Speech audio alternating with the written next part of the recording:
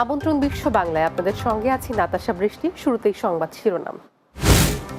Malaysia যেতে না পারা কর্মীদের ৩,০০০ অভিযোগ মন্ত্রণালয়ে, তদন্তের সময় বাড়ল আরও ৫ দিন। কুয়েতে ৩ মাস ধরে চলা সাধারণ ক্ষমার মেয়াদ শেষ হচ্ছে আগামী ১৭ জুন। অবৈধ প্রবাসীদের চাকরি দিলে জেল জরিমানা। এবং অবৈধ অভিবাসীদের বিরুদ্ধে এবার কঠোর অবস্থানে দক্ষিণ আফ্রিকা। ১৩ বাংলাদেশি সহ ২৫ জনকে দেশে ফেরত পাঠালো দেশটির পুলিশ।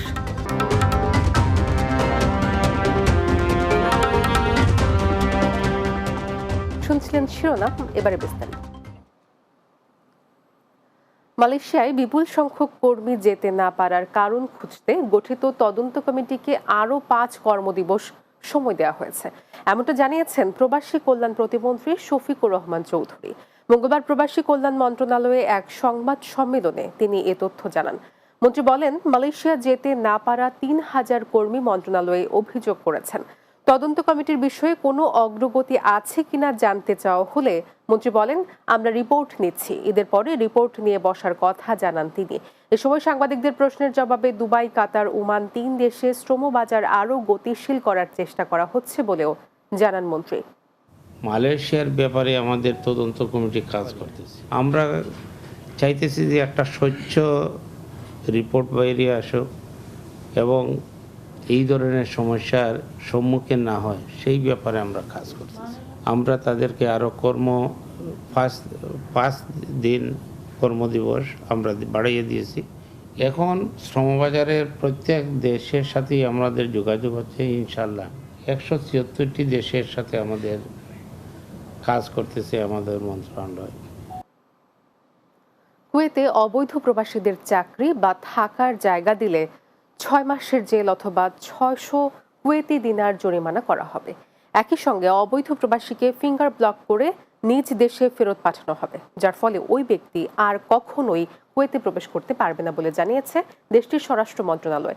সম্প্রতি কুয়েতের স্বরাষ্ট্র মন্ত্রণালয়ের রেসিডেন্সি অ্যাফেয়ার্স জেনারেল বিভাগের পরিচালক ব্রিগেডিয়ার ইউসেফ আল আয়ুব এ তথ্য জানিয়েছেন। তিনি বলেন, কুয়েতে ৩ মাস ব্যাপী চলমান সাধারণ ক্ষমার মেয়াদ আগামী ১৭ জুন শেষ হবে।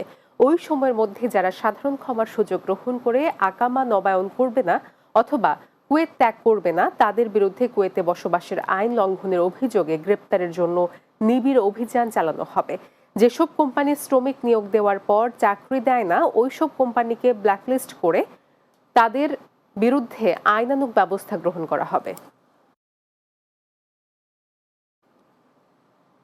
দক্ষিণ আফ্রিকার টাম্বো আন্তর্জাতিক বিমানবন্দরে অনিয়মিত ২৫ অভিবাসীকে আটক করে নিজ নিজ দেশে ফেরত পাঠিয়েছে দেশটির বর্ডার ম্যানেজমেন্ট অথরিটি BMA। আটককৃতদের মধ্যে ১৩ জন বাংলাদেশি, ৩ জন পাকিস্তানি, ১ জন নাইজেরিয়ান ও ৪ জন ঘানার নাগরিক রয়েছে। কাগজপত্র দেখাতে ব্যর্থ হয় এ সময় আরও কয়েকজন বিদেশিকে নিজ দেশে ফেরত পাঠানো হয়। দক্ষিণ আফ্রিকার অভিবাসন আইন লঙ্ঘন করা ভ্রমণকারীদের জন্য কঠোর সতর্কতা জারি করে বিবৃতি দিয়েছেন BMA কমিশনার ডাক্তার মাইকেল মাসিয়াপাতো। এজন্য অতিরিক্ত ৪০০ জুনিয়র বর্ডার গার্ড মোতায়েনের পাশাপাশি BMA কার্যক্রম জোরদার করার কথাও জানান মাসিয়াপাতো। এর আগে মঙ্গলবার টাম্বো আন্তর্জাতিক বিমানবন্দরে ২৫ অবৈধ যাত্রীকে আটক করে ইমিগ্রেশন বিভাগ।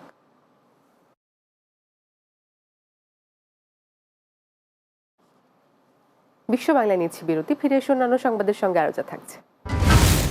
ব্রাহ্মণবাড়িয়ায় বজ্রপাতে সৌদি প্রবাসীর মৃত্যু, বিয়ের ছুটিতে ৩ মাস আগে দেশে আসে সোহাগ।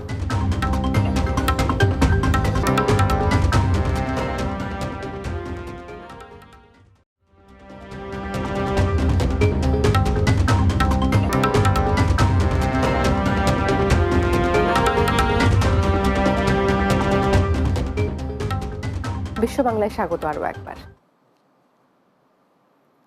ইতালিতে বাংলাদেশের সাবেক প্রেসিডেন্ট জিয়াউর রহমানের ৪৩তম শাহাদাত বার্ষিকী উপলক্ষে মতবিনিময় সভা ও দোয়া মাহফিল অনুষ্ঠিত হয়েছে।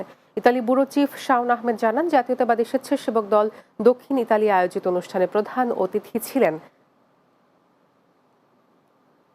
বিএনপি ইতালি শাখার ভারপ্রাপ্ত সভাপতি আমিনুর রহমান সালাম। প্রধান বক্তা ছিলেন ইতালি বিএনপির সাধারণ সম্পাদক ঢালি নাসির উদ্দিন। বিশেষ অতিথি ছিলেন স্বেচ্ছাসেবক দলের কেন্দ্রীয় কমিটির সদস্য মঞ্জুর হোসেন। আলোচনা সভায় সভাপতিত্ব করেন জাতীয়তাবাদী স্বেচ্ছাসেবক দল দক্ষিণ ইতালির আহ্বায়ক আয়ুব আলী।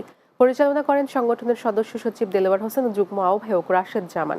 এ সময় আরও বক্তব্য রাখেন ইতালি বিএনপির সহসভাপতি ও প্রতিষ্ঠাতা সদস্য সাজ্জাদুল কবির, সাবেক সাধারণ সম্পাদক খন্দকার নাসির উদ্দিন, সহ সভাপতি মাইনুল আলম খোকন, যুগ্ম সাধারণ সম্পাদক শাহ মোহাম্মদ তৌহিদ কাদের, কাজী আবুল বাশার, সাংগঠনিক সম্পাদক কামরুজ্জামান রতন, মান্নান হীরা, আলামিন বিশ্বাস, যুবনেতা মাহমুদুল হাসান, আলী আহমেদ খোকন ও স্বেচ্ছাসেবক দলের সাবেক সভাপতি মনির হোসেন সহ অনেকে।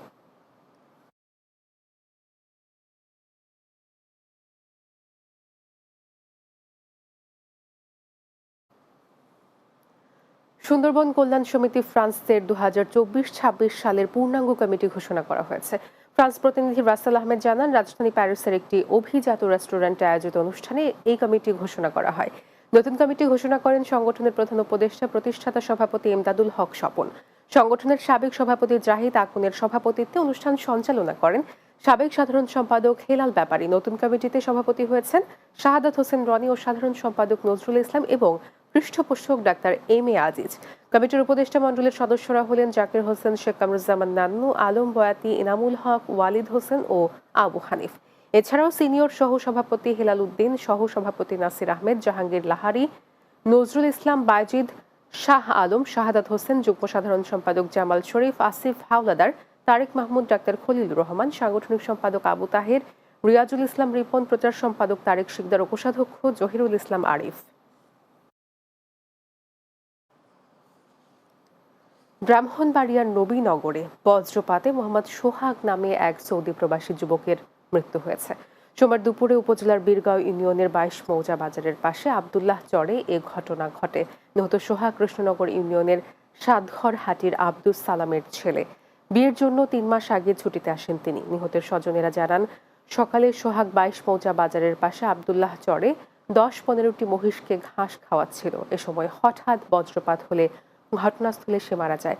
পরে পরিবারের লোকজন খবর পেয়ে মরদেহ বাড়িতে নিয়ে আসে। নবীনগর থানার ভারপ্রাপ্ত কর্মকর্তা মোহাম্মদ মাহবুব আলম ঘটনার সত্যতা নিশ্চিত করেছেন। সংযুক্ত আরব আমিরাতের রাজধানী আবু ধাবির শিল্পনগরী মুসাফফাতে বাংলাদেশি মালিকানাধীন ভোজন বাড়ি রেস্টুরেন্টের যাত্রা শুরু হয়েছে। আবুধাবি প্রতিনিধি এম আব্দুল মান্নান জানান, দেশীয় স্বাদের বিপুল সমাহার নিয়ে মুসাফফার 11 নং সানাইয়ার ওয়ান ডে সার্জারি হসপিটালের পেছনে রেস্তোরাঁটি চালু করা হয়। বৃহস্পতিবার ভোজন বাড়ির রেস্টুরেন্টের উদ্বোধন করেন ছোট বাবু মাস্টার আরহাম।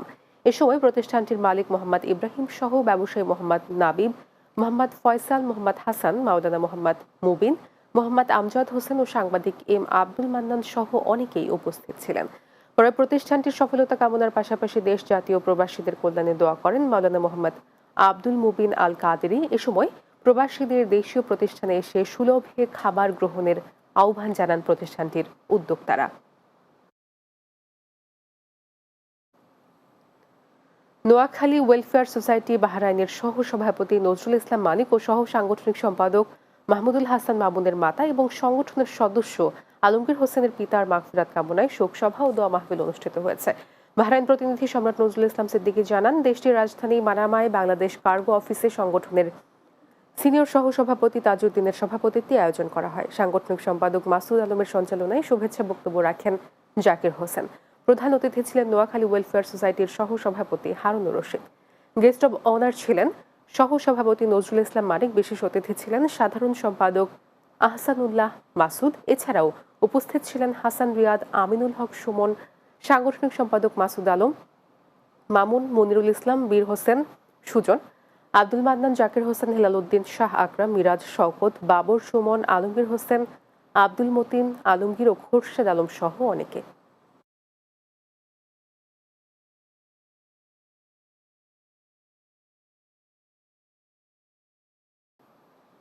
শেষ করব বিশ্ব বাংলা, যাওয়ার আগে শিরোনামগুলো জানিয়ে দিচ্ছি আরো একবার। মালয়েশিয়াতে যেতে না পারা কর্মীদের 3000 অভিযোগ মন্ত্রণালয়ে, তদন্তে সময় বাড়ল আরো 5 দিন।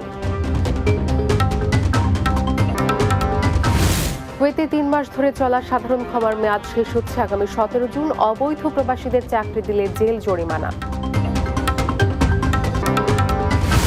অবৈধ অভিবাসীদের বিরুদ্ধে এবার কঠোর অবস্থানে দক্ষিণ আফ্রিকা। 13 বাংলাদেশি সহ 25 জনকে দেশে ফেরত পাঠালো দেশটির পুলিশ। এবং ব্রাহ্মণবাড়িয়ায় বজ্রপাতে সৌদি প্রবাসীর মৃত্যু, বিয়ের ছুটিতে 3 মাস আগে দেশে আসে সোহাগ।